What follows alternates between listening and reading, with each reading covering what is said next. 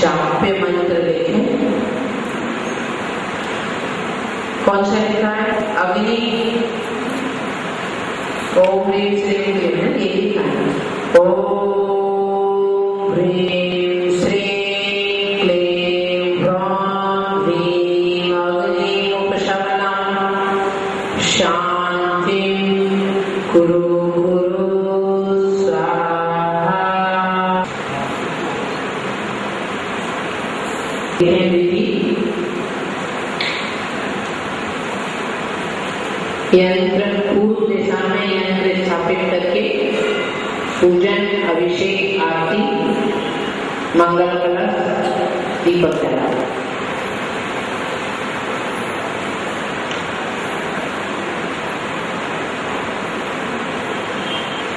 चालीसवें काव्य वृद्धि जाप मंत्र जाप सहित 12,000 जाप करें। 12 पास में रखें। 40वां काव्य रीति मंत्र जाप मंत्र से 21 बार जल मंत्रित कर पर उसने अपनी पुत्री नहीं दी। अब आपको जाति कुल नहीं कही, आपको तो 2 हाथ पैराई लड़की बस। तो उसने लड़की नहीं दी, पर लड़की ने इस सोमदत्त राजा को देख लिया और उसका मन उसमें अस्त हो गया।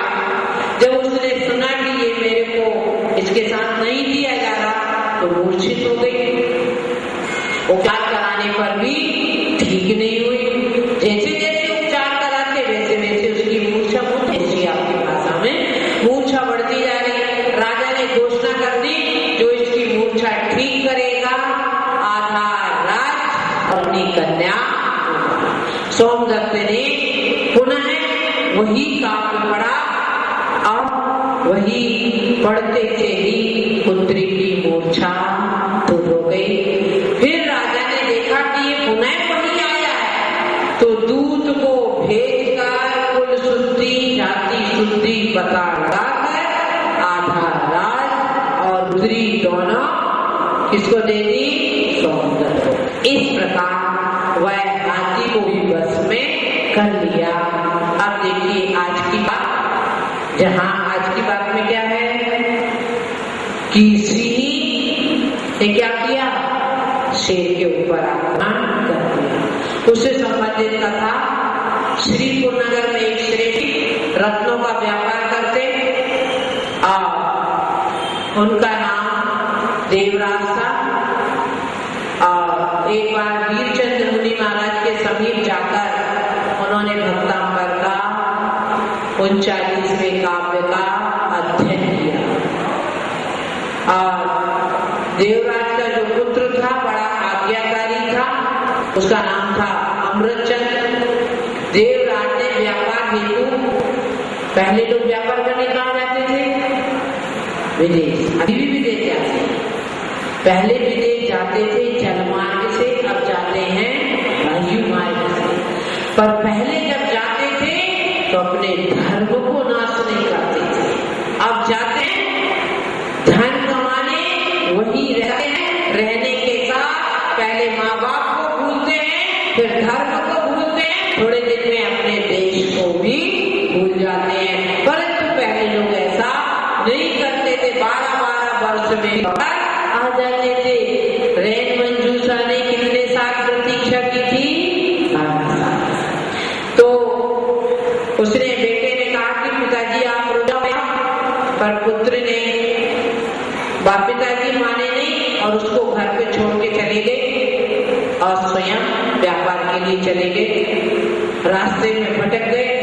पिताजी ने उनका मार्ग रोक दिया और बेचारे वो सेठ जी घबरा गए। उन्होंने मुनि महाराज से सानिध्य में सीखा था 39वां काव्य। फिर उन्होंने उसका स्मरण किया। सिंह शांत हो गया और देवराज के सन्मुख शांत बैठ गया। जो उपदेश सुनने के बाद उसे जाति स्मरण हो गया और वह एकदम हिंसा का त्याग कर दिया। वह देवराज बड़ी संपत्ति लेकर लौटा। वह मुनिराज वीरचंद्र की वंदना की। उन्होंने मुनि महाराज को बताया कि मुनि महाराज, आपके द्वारा सिखाया हुआ काव्य मुझे बहुत फायदा हुआ उसने यही कथा जाके दरबारियों को बताई। राज दरबार में सबने जैन धर्म को स्वीकार किया, भक्तों पर श्रद्धा हुई और जो धन था उससे पर कल्याण में, जन कल्याण में, दान पूजन आदियों में लगाया। आप अग्नि के जो प्रलय काल की अग्नि, रावण प्रलय काल की हवा जिसे बढ़ाई, ऐसे 40वें काव्य का लक्ष्मीधर नाम के सेठ थे और वो धन से संपन्न थे। एक मुनि महाराज के सानिध्य में उन्होंने 40वां काव्य की विधि सीखी। पुत्र का नाम था गणधर, आज्ञाकारी सुशील था। पुत्र को बैठाकर उन्होंने सिंहद्वीप जाते हैं और जो गणधर है विदेश में जाने की प्रार्थना करता है, परंतु पिता की अभिलाषा देखकर शांत हो जाता है। रास्ते में एक जगह तंबू डालकर रुकते हैं, रसोई बनती है, अचानक आग लग जाती है। वह सेठ भी 40वें काव्य का 1000 बार जाप करते हैं, जिसके प्रभाव से चक्रेश्वरी देवी प्रकट होती है। वही एक गिलास में हाथ में पानी लेकर वह सबके मंत्र पढ़ के सबके ऊपर डाल देते हैं, आग शांत हो जाती है। सब लोग अपने घर शांति से लौट आ गए हैं और सभी लोगों को जैन धर्म के प्रति अपार श्रद्धा होती है। इस प्रकार यह आचार्य श्री शांति सागर जी महाराज की जय। परम पूज्य भुजंग भय भंजन का, भुजंग भय भंजन का भक्त के ऊपर अनेक संकट आते हैं। याद रखना, सोना ही कसौटी पर कसा जाता है, पीतल लोहा कसौटी पर नहीं कसे जाते। लोग कहते हैं कि माता जी भक्तों पर जरूर सताते हैं, भक्ति करने से क्या फायदा। पर मैं कहती हूँ कि ये तो भक्ति की कसौटी है। कसौटी में सोना जितना घिसा जाता है उतना खराब उतरता है। तो इसी प्रकार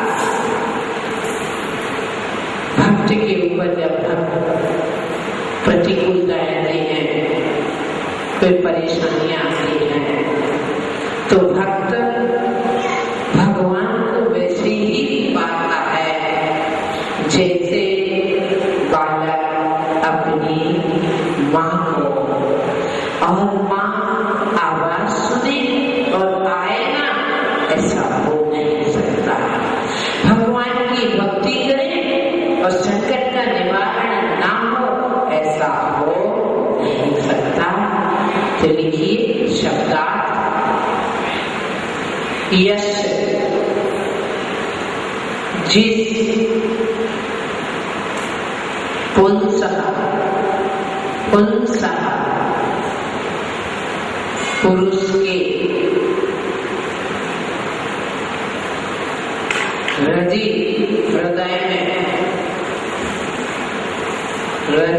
हृदय में त्वक आपका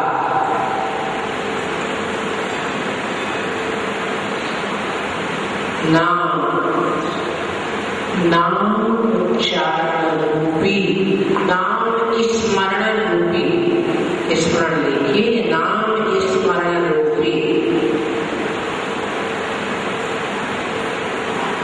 नागदमनी, नागदमनी नाम की जड़ी बूटी है। नागदमनी नाम की जड़ी बूटी होती है।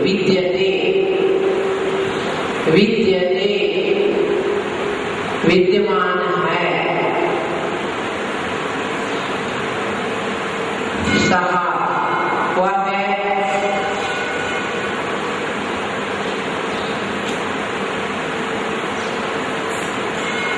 निरस्त शंका, निरस्त शंका, निरस्त शंका, शंका रहित होकर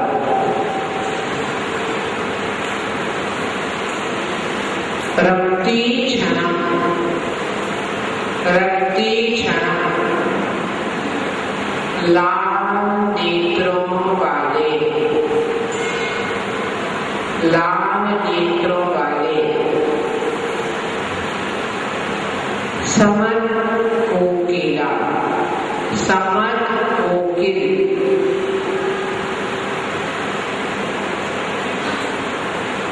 41 समर कोकिल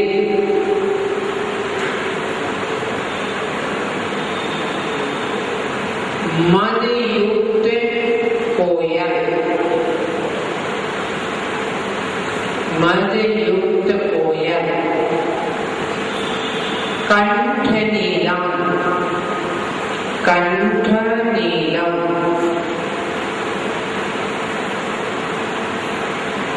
कंठ के समान काले,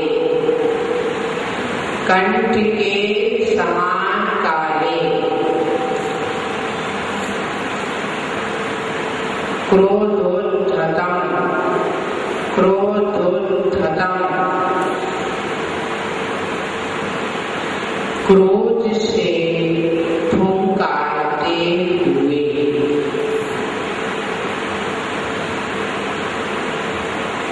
आपततम, आपततम सामने आते हुए, उत्फणम ऊपर को फण उठाए हुए, उत्फणम ऊपर को फण उठाए हुए,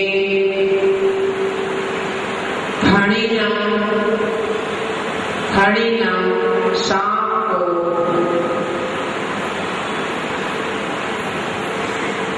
क्रम युगे दोनों पैरों से, दोनों पैरों से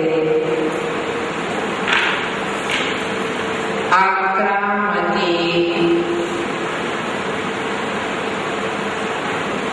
आक्रामती लांग जाता है,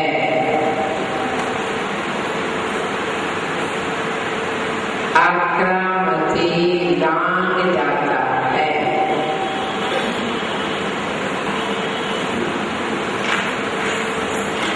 प्रतिकूलता, अनुकूलता मानव जीवन की वो दो अवस्थाएं हैं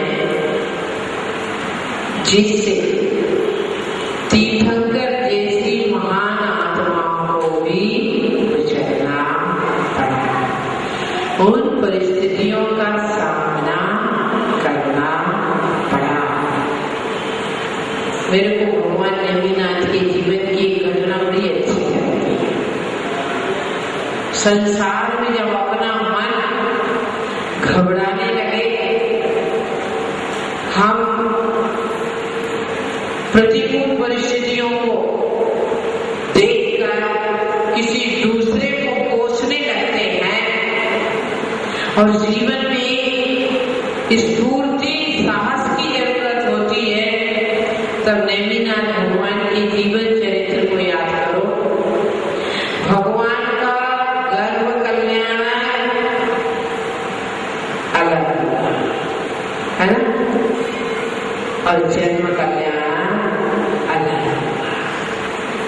इतना समय तो नहीं कि लंबी कहानी कहूं, पर आपस में राज्य के लिए युद्ध हुआ तो नेमिनाथ भगवान को भी वह जगह छोड़नी पड़ी। ठीक उस समय जन्म नहीं हुआ था, मां के गर्भ में थे, और गर्भ में से जब हो गया, गर्भ नहीं से जन्म हो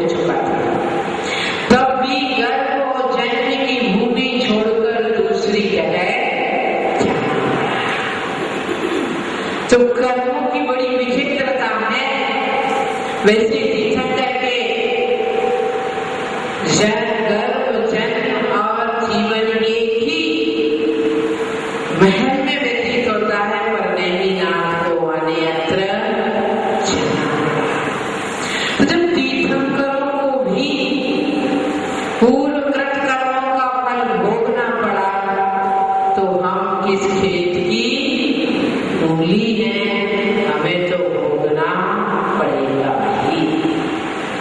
और जो शांति से भोगेगा आने वाले समय में कर्म शांत रहेंगे, जो अशांति से भोगेगा अशांति फिर उसका सामना करेगी। तो चले भावार्थ में नहीं, अभी समझाना आपको कि मातुकाचार्य कह रहे कि भगवान ऐसी विषम परिस्थिति, ऐसी संकटमय स्थिति कैसी कि वह व्यक्ति, एक व्यक्ति कहीं जा रहा है आपका भक्त और सामने लाल लाल नेत्रों को करके आ रहा है सांप। खाली सांप कह सकते थे अच्छा, परंतु लाल नेत्र कहते क्रोध की अभिव्यक्ति की है। और कोयल के समान काला डंडू